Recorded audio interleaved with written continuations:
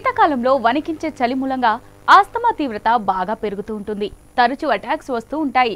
దీంతో ఆస్తమా బాధితులు ఊపిరాడక ఉక్కిరిబిక్కిరైపోతూ ఉంటారు. అయితే సీజనల్ మార్పులకు, వాతావరణానికి అనుగుణంగా జీవనశైలి, ఆహారం అలవాట్లు విషయాలు తగిన జాగ్రత్తలు తీసుకుంటే ఆస్తమాను అదుపులో ఉంచుకోవడం పెద్ద కష్టమైన పనేమీ కాదు.